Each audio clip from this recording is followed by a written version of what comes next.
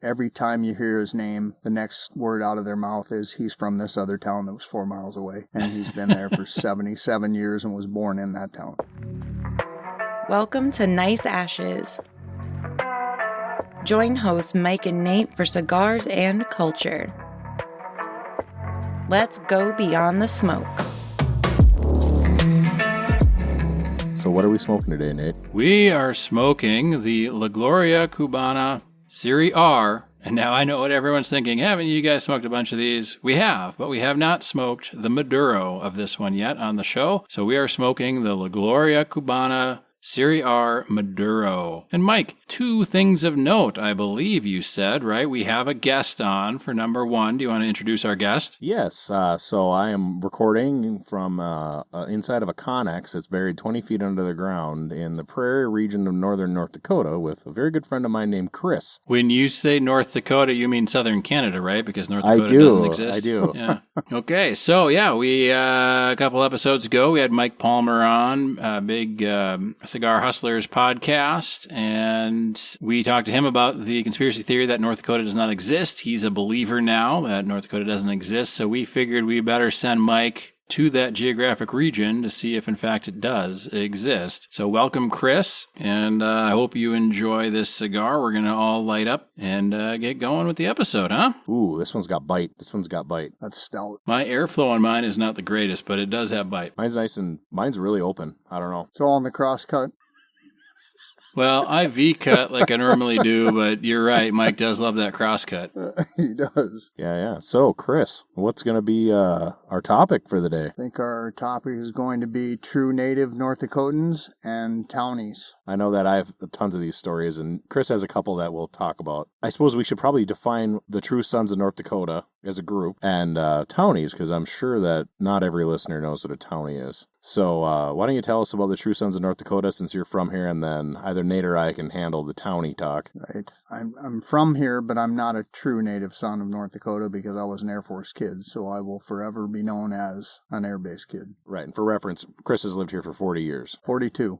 Has 3 children, all born in North Dakota. Mm-hmm. He was a fireman. He was a school teacher. He currently works at a school, so... Right. Right.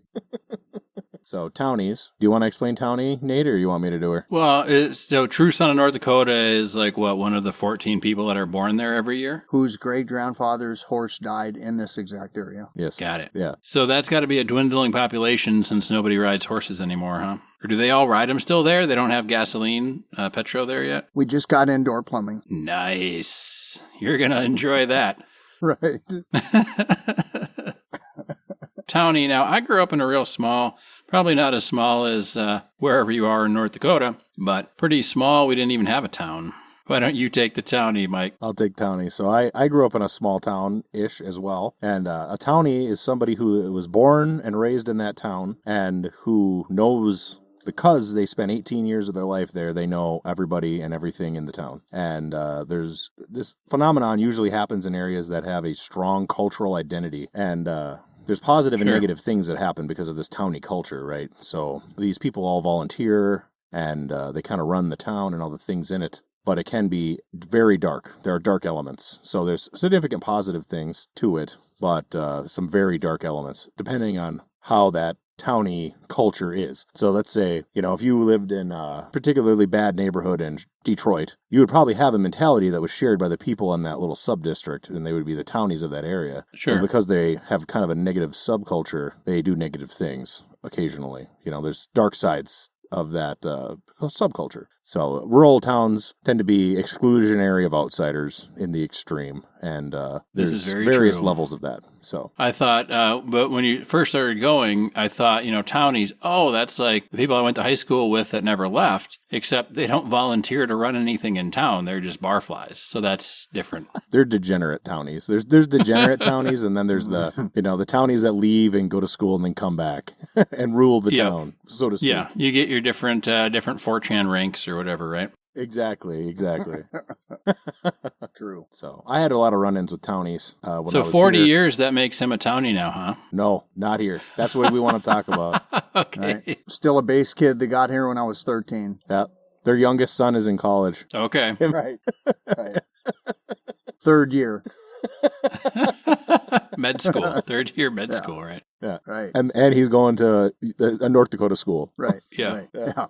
Yeah. The university. So, do you want to tell some stories here, Chris? Like, give us examples of what you mean from your personal life and or others, because I know we have some stories that we concocted, or not concocted, but we were reminiscing about earlier that we wanted to share. So one story I have is my wife is also from a very small town in North Dakota. And there's a gentleman in that town, and his parents lived 4 miles from this town in an even smaller town. So I'm talking 17 people. Was born in the hospital that's 4 miles away. His parents took him home from the hospital and they lived 1.5 years in this town. Moved 4 miles to this other town, and he is now 79 years old, and he runs this town's museum. He was on the school board. He worked for the school for 35 years. He was also took care of the parks. The realtor? He was a realtor. He worked at the country club as a volunteer for over 35 years. And every time you hear his name, the next word out of their mouth is he's from this other town that was 4 miles away. And he's been there for 77 years and was born in that town. That's towny shit. That's some towny shit right there. That's some towny shit. Right. Yeah, it sounds like they might not be too open to trans people. That spot on. Sure, he's lived here 80 years, but he's really from that town over there. Yeah, but that you can see on a sunny day. So as we know, I lived in North Dakota for like 12 years. In that time, I only went on dates with 2 women from the state of North Dakota. 2. One, Chris knows about it. Wasn't really dating, was what we were. We were not really dating. We were doing other things. Mike. You guys bumped into each other a couple times. Yes, exactly.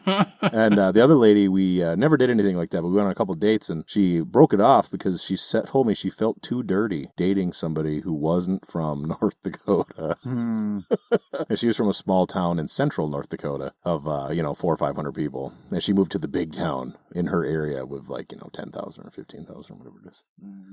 Yeah. I mean, if you don't, you have to bring in outside blood. If you're that small, how are you going to keep getting, true sons of North Dakota or whatever? Well, I mean, even the Amish have suitors that they pay. That's true. That's a rumor here. I think did I mention that on the show before? I don't think so. So around here, they have the Amish and the Mennonites, similar to where I live, south of where I live. But up here, because they're so far away from all the other Amish communities, they'll pay English guys who are hunting to have sexual relations with their wives to produce offspring. And I guess there's like a sheet involved, and like the husband and the priest is there, a pastor or whatever they call those people, and they watch him bang his wife and try to impregnate them, and the daughters too. I think that the Mennonites might do the daughters, not the wives, but yeah, it's real dark stuff. Yeah, it sounds a lot like the Mormon soaking ceremony.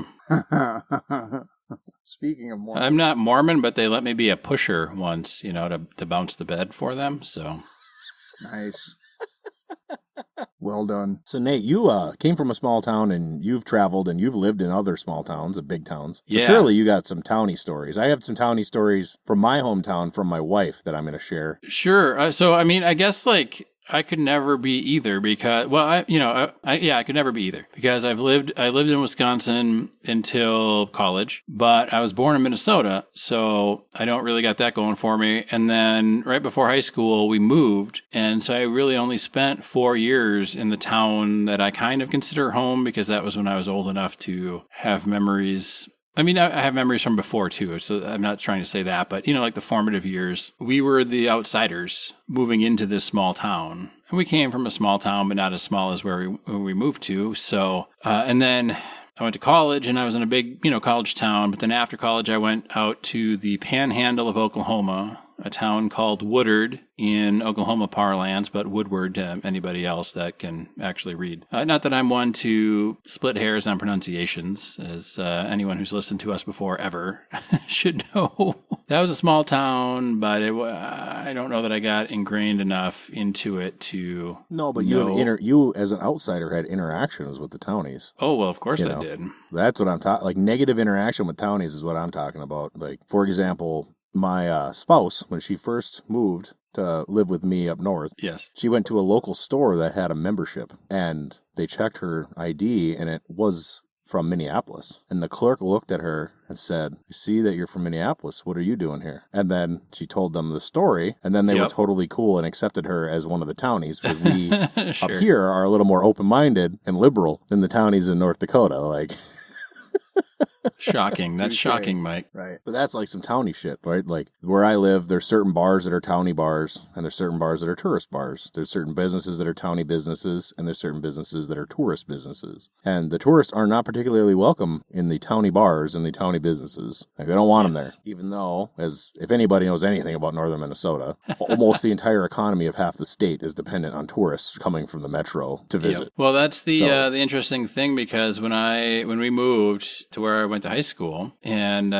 it's a small town, and the only fast food restaurant they had, and still to this day have, is a Subway that's part of a gas station. That's the only thing for 30 miles. So if you want, like, there's not a Walmart in the town, there's nothing. There's a grocery store, of course, and a hardware store downtown. But if you want, like, a Big Mac, you got to drive at least half an hour, probably 45 minutes to go get McDonald's, and the nearest Walmart's about 45 minutes. And when we moved there, they were, because they're right off one of the main highways up in northern Minnesota, northern Wisconsin. It's only five or so miles off the border between the two states. And there's a big cheese store there, big co-op, right? Dairy co-op. And it's just outside of the town that we moved to. And when I was in high school, you'd go to the cheese store there, and it looked like, this is probably a regional reference, but it looked like one of those shitty-ass fucking Tom Thumbs from the 80s or 90s, where you go in and it's like dirty and gross. And you've got like a wall cooler or two of like soda, pop, Coke, whatever, wherever you are regionally. And it was laid out just like a shitty gas station, right? I moved away, went to college and whatever. And then I went back through and stopped in, and they spent a ton of money, and they revamped the whole thing. And they've got a little bistro in there now. And it does not, because they leveled the whole building and built a new building. I don't know about a new building, but they completely renovated it. So you walk in, they've got a whole wine section and wine tastings, and they've got a bistro and wall coolers of cheese and wall coolers of beer, and like little trinkets for tourists and things like that. But this is a different town. It's not the town that I lived in. It's a town like the 80-year-old guy or whatever, where it's 5-6 miles away from the town that I'm from. So it's not technically the town. But the town that we moved to, when we first moved there, they were trying to get as far away from the highway as possible. They didn't want any tourism at all in town. They wanted nothing to do with it, the city council. And since I moved away, they decided to put in microbreweries and do other things to try and...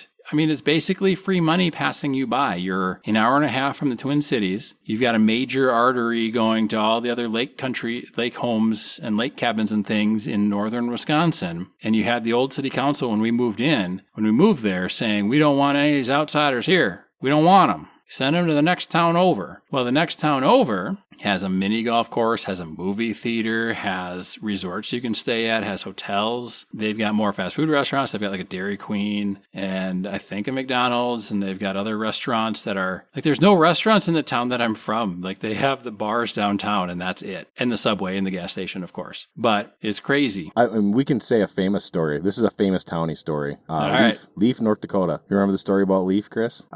So Leaf, North Dakota is a town of like 22 people. It originally was 40, so half the houses are abandoned. Yes. And it's about an hour and a half south of Bismarck, in the middle of farm country, right? So 100% these guys are all farmers or people working for farmers. And this famous racist named Roy Cobb, who's like a white supremacist, he wants to start a white supremacist community. That's just got out of jail. Yeah, he just got out of jail again. Mm-hmm. So he moves to Leaf, and he bought like half these abandoned houses, and he was going to start a white supremacist colony. And thing is that one of the 22 residents of this town happens to be a black guy, and he's got a wife, he's got children. They're not in the house anymore, but he's a welder. I think he was a welder. Yeah. So he's like, everybody knows him. Obviously, if you were in a town of 22 people and you had 2 kids that went to school there, you're a member of that community. Even if they don't like you, they like you more than they like Roy Cobb. Even if he wasn't a white supremacist who was trying to cause problems. Right. So this Roy Cobb guy, he's, starts getting these neo-Nazis to move to this town. And the residents are like, hey,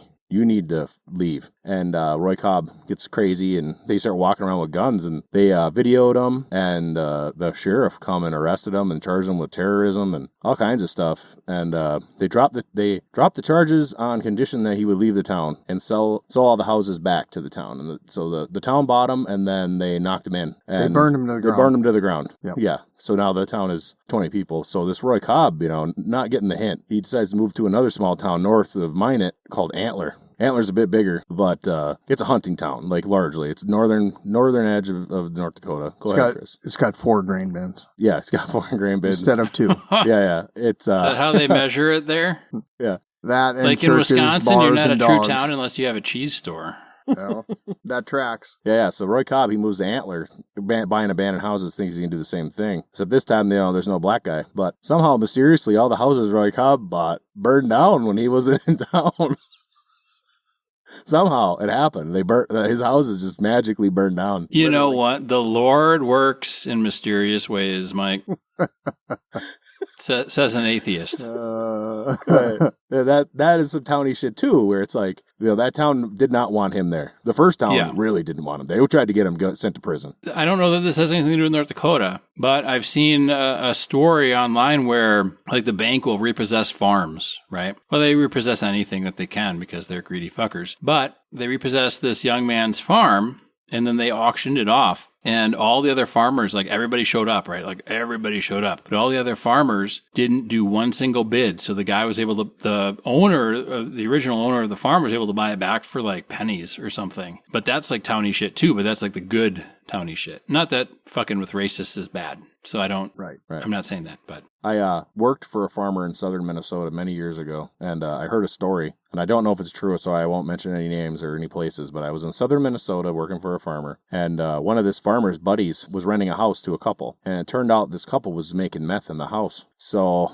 he talks to the sheriff, and the sheriff is like, hey, dude, if you turn this guy in for smoking or meth cooking, you're going to have a huge insurance problem. These guys are farmers. That's why they own these houses. They're buying old farmsteads that people left, and the house is just there. Like, he's not using it. So the rumor was that the sheriff went there at 8 o'clock at night and said that at midnight, this house is going to be lit on fire with you in it or out of it. And I don't want to see you ever again. And that house burned to the ground. And the next day, those 2 people were not seen in that area again. And the farmer filed the insurance claim, got his payout. I mean, those houses are only worth $25,000, right? They're not worth cleaning from a meth house. So, but I don't know if that's true a story or not, but I was told it by a reputable source. I was going to say I have another story. So this gal I married, pheasant hunting is like the most important thing in that town. So oh yeah, fucking pheasant hunting, dude. It's the best. Right.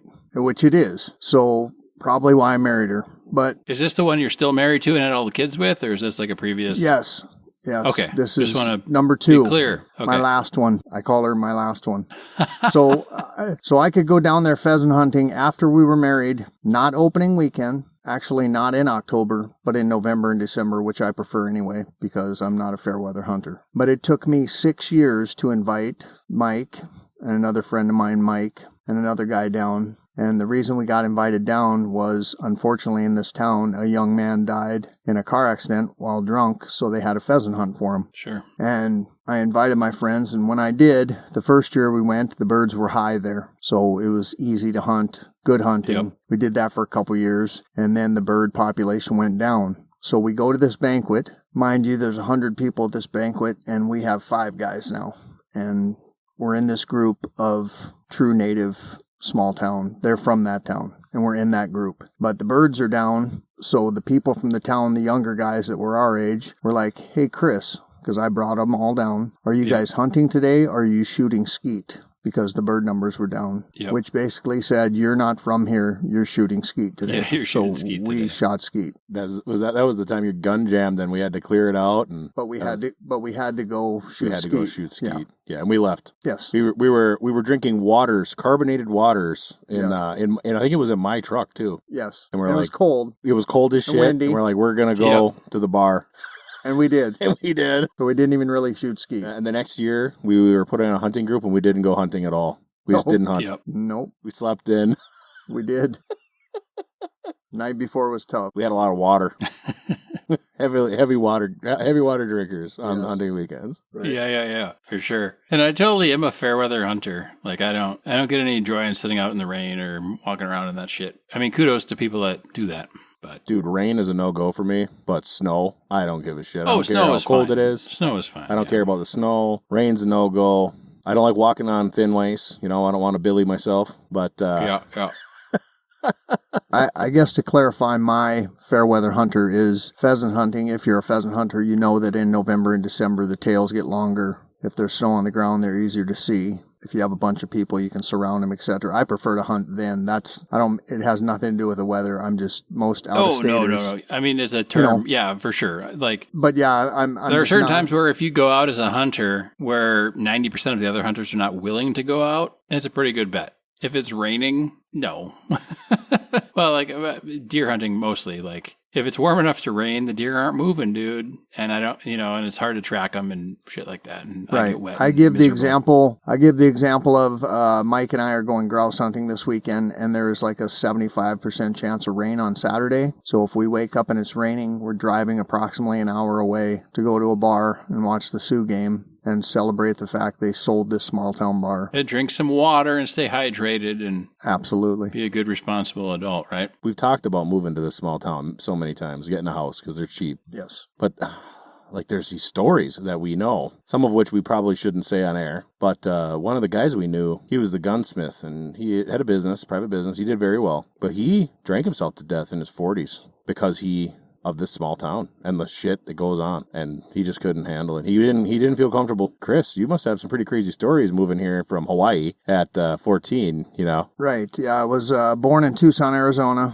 at Davis-Monthan, lived there till I was 7, and then I went to Oahu, Hawaii, and lived there, I guess I was 8, so from 8 till I was 13. And then in December, we went from Hawaii to Missouri for Christmas, and then proceeded to drive in a Ford Bronco that my dad bought brand new, and we got winter clothes that Christmas, and we didn't understand why, because I had board shorts and flip-flops on opening my presents. But so we drove to Hawaii, and we got here January 4th of 83. And so my favorite story is my mom and dad, my sister and I in the car, my mom just coming from Hawaii. My dad gets transferred to Minot Air Force Base, North Dakota. So we drive there, and on the front of the main gate, which I believe it still says today, only the best come north. And it's about 12 degrees and there's snow on the ground and ice. And my mom flips, is getting out of the car. Can't believe that my dad's in North Dakota. She just left the best job in the world in Hawaii, and she is out. So they're going back and forth, and my sister looks in the back and goes, "Who are you going with?" I said, "I'm going with Mom." And my point is, they retired here, and they lived here, and they passed away here. And my sister and I stayed too. So kind of a wild story at the time, but worked out. Well, that's a testament to North Dakota, if anything. I mean, Tucson, Arizona, and Hawaii, there's got to be tons of skin showing all the time. And then you go to North Dakota and you see noses and eyes, and that's about it. Right. Yeah. I went from places with a lot of people to a place with a lot of white people. It was shocking. It really was. Because I grew up I didn't even know there was color. I don't think I had many white friends. I mean, I might have, but it didn't matter. Asian, whatever, but came here and there was a significant amount of white people. But it's cold. My brother and sister-in-law moved to North Dakota because he was out here also working. And she works from home, so it didn't really matter to her what happened. And they moved here with their 2 younger kids. One went to high school, graduated Minot High, and the other one was little. And she lasted about 2 years here. The oldest daughter, graduated high school, and when she graduated, they left and went back home. And she said she had to leave because of interacting with the Townies. The Townies were, in her opinion, racist against her and the kids because she's Ojibwe, and of course they're half Ojibwe kids. And in Minot, you don't see a lot of Native Americans living here. And she said that was a problem for her. That the way people interacted with her was an issue. Aren't the Ojibwe from there? No. There's no Ojibwe here. Well, there's Ojibwe North. The Mandans, right? Well, there's Mandan, Hadats, and Arikara, but they don't live in Minot, really. No. There's some guys, and then there's You're telling me the North Dakotans are racist enough to be able to tell if they're Mandan or Ojibwe? I think so, yeah. Like, they knew that she wasn't white. Wouldn't that make them, like, not racist if they can tell? But they had blonde hair and blue eyes. No, they had brown hair and green eyes or whatever. Or green eyes. Yeah. My bad. Yep. But yeah, that's how like these townies are. They were that way with me too. Like the entire time I was here, I had to deal with daily just townie nonsense because I was going to townie places because I lived here for so long. But I wasn't a townie and I never was going to be a townie because I wasn't born here. I lived here for 12 years, but that didn't matter. We need to have a discussion probably now. Let's have a discussion now about, like, is the townie culture a problem at all? Or is it like only a problem if you're an outsider? Like, because there's some positive aspects of being townies. Like, these townies, they are the ones that take care of everything. All the volunteering, all the positive things, all the negative things too, because like all the criminals are townies. Usually in a rural area, your criminal element is going to be townies. They're not outsiders, that's for sure. No. Like, there are good townies and there are bad townies. And I think if there are townies that are trying to act in the best interest of the community, it's probably good. That's where the government or the, whether it's de facto or de jure, where the local government or the local forces or the local powers that be have the most impact. So I think that's good. But again, we've said it on the show before, like, diversity is not always bad. And a lot of times it's necessary. So it's a very fine line. So I can't do a blanket statement for or against townies, I guess, is the point. Sure. Like, to back to the story I told my sister-in-law, like, the townies here, even though the accents are pretty similar, they can hear with their ear when you're speaking that you're not from North Dakota and you're from Minnesota. Because there's more Minnesotans here a lot of times than there are North Dakotans. So to your point about the negative aspects of townies, it depends on I think a lot of it is how exclusionary is your townie club. So where I live, If you move there and you become civic-minded and join some organizations and you live there for 5 years or so, you're a townie. Like, they will accept new people. They'll accept spouses. Like, if you move there and you marry, because you married a local, you're a townie immediately. But here, to your question about the racism towards my sister-in-law, the townies here can hear your voice and tell that you're from Minnesota. They know. Our accents are damn near the same, but they can tell. They know. I've been told that by multiple people that are from here, that they can hear my voice that I'm from northern Minnesota and not from North Dakota. And they can, like, they have trained ears because they do not want outsiders here for any reason. Yeah, I was working in Culbertson, Montana, and we were working there for 2 weeks. And we went to the grocery store, and I was wearing my work clothes, and this old lady in her 50s slammed the door in my face on purpose. I was trying to get into the grocery store because she could see Culbertson's not many people, so she knew we were staying at the hotel, And she Have you ever thought maybe it was the way you looked, face. Mike? Yeah, we were wearing our work clothes, but like, whatever, Well, you're a long-haired hippie, man. Not then. Then I was clean-shaven and short-haired, and I was working heavy industry, so... I've never seen that. I've never seen that, Mike. Never seen it. And you just had bottom surgery. Well, put the cart before the horse on that one.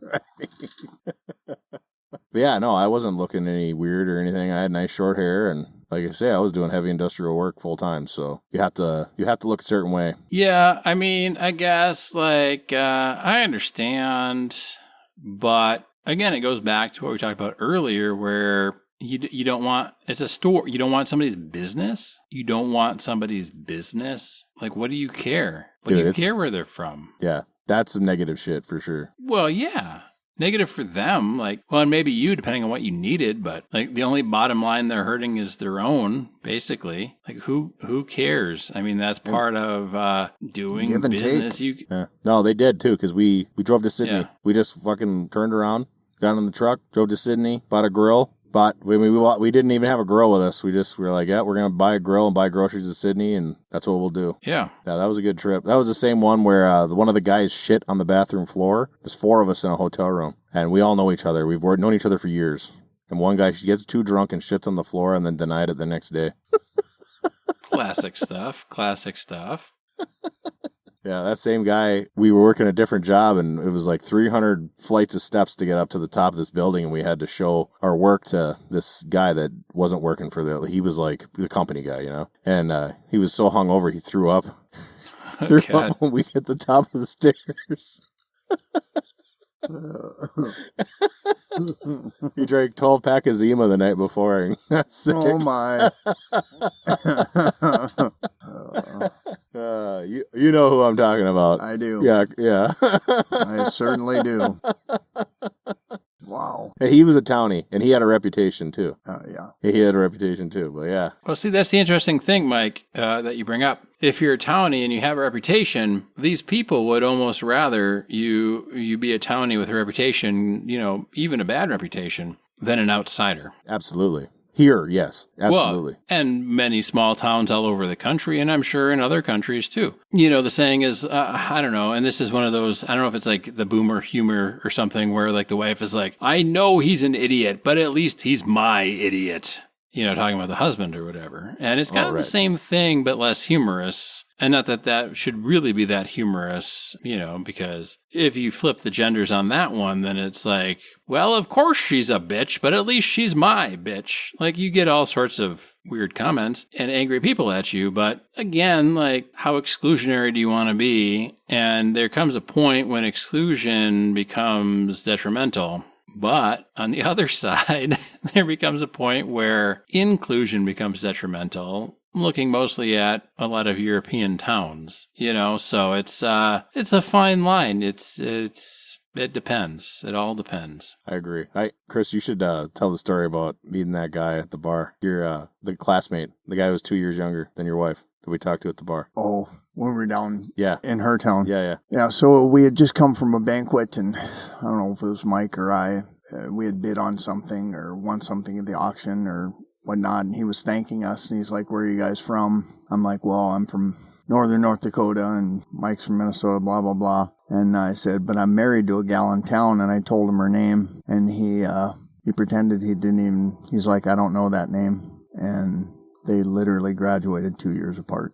And Mike asked her today and told her that story, and she knew more about his family than, like, there's no way he couldn't know her. She knows where he lives right now. Yes. And she does not live in that town and does not want to. Since 95. And she knows where he lives. True story. Yeah, we should do a cigar check, because I think Nate might be halfway. Are you halfway, Nate? Oh, I think I'm a little over halfway, but the draw is really fucking hard on this one for me. Gosh, that's unfortunate. I have about an inch and a half left, inch and a quarter. Where are you at, Chris? You're double. You just finished the cigar. Holy shit. He's a smokestack. Right. I have good lungs. What did you... Well, we should wait for my cigar to be done, I think, this time. Because technical difficulties, I don't know how long this show is going to be anyway. But yeah, that's a wild story where... Like that town, that small town culture down there is so incredible. Exclusionary that if you leave, now you're out. Like, you're not in the cool kids club anymore. I've got at least double what you have left, Mike. And if Chris is done, we've been having technical difficulties for sure. This cigar, I've been enjoying the flavors, but it's really like I really have to puff on this thing to get stuff out of it, and it's not super enjoyable for me. And I'm just gonna I know that the Gloria Cubanas are really good. I love the Serie, the base one. I like the other ones that we smoked in the Serie line. This one's just really manufacturer error. I don't know what. This one's difficult for me to smoke. Not really enjoying it. I like the flavors, but again, like, my cigar is different than your guys's. Because you guys aren't having any draw issues, and mine is difficult. Yeah, and I will say this is not the first one of these I've had. I've smoked this particular cigar before, and that's the first issue I've heard of, but not, that's out of a sample size of 5 cigars, 6 cigars, whatever. So it might not represent your experience at home if you buy one. I will say that this is not as good as the regular series are. I don't think that it has the depth and the complexity that I look for in a cigar, like a more expensive cigar. It's kind of it's a very high quality Maduro, but it is pretty bland. I'm willing to write this one off as like I got a bad stick from the batch, because it tastes great. It's a lot of effort to smoke it. Right. And you could pinhole it with a poker or something and get it to smoke good. But probably. Again, this is a Serie, so I'm going to go Townie on it. It's got to be good, man. It's got to be good. I will say that it's not as good as the regular series are. I think that the Maduro is a little more basic in taste profile. It doesn't have the depth that I'm looking for. Yeah. But it's good. It's a very good Maduro. It's just very flatlined for me. It's a good basic Maduro. Do we want to rate it and and we'll wrap it up with our tech issues and Well, other Chris things. has got to I know rate the Chris has cigar, done. and then got to make his comments on the cigar, and then we'll rate it. So I'm quite new to the cigar world, but to me it was the heaviest cigar I've ever smoked, if that makes sense. I haven't smoked many, but stout is it's the seventh best cigar I've smoked so far. So last. Do you like it less than the Swisher Sweet Blunts? Absolutely. For some reason. Yeah. Yes.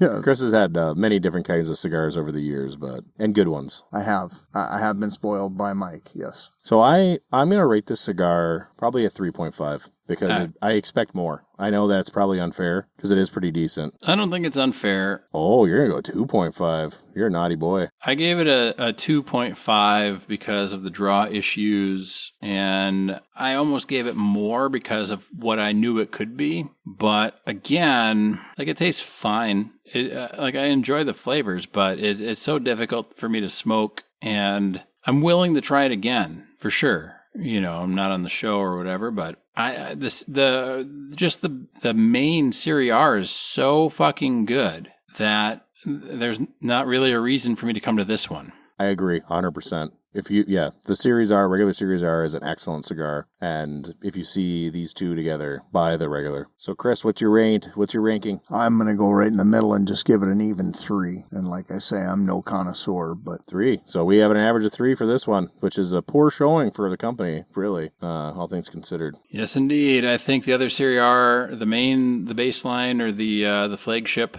is probably the one to go for sure. This one's fine, but I think there's other Maduros I might rather smoke than this one. A Nest Maduro or the Hoya Blacks. Those are good. Yes. Yeah, the Hoya Blacks. There's a lot of cigars. Nicky Rusticas. Those are better. Yeah. There's a lot of Maduro options. 100%. Oh, yeah. So this one was fine. I don't want to be... I gave it a 2.5. I was going to give it a 2.75, but with the draw issues and whatnot, I was like, it might be better if I could smoke it smoothly and cleanly, but I have to go based on my experiences with it, and that's my experience with it. So thank you, Chris, for being on. Always a pleasure talking with you, and catch us next week. Thanks for listening. All right. Thanks, Nate. Thanks, Mike. Don't be a bad townie. Be safe. Have fun, kids. If it feels good, do it.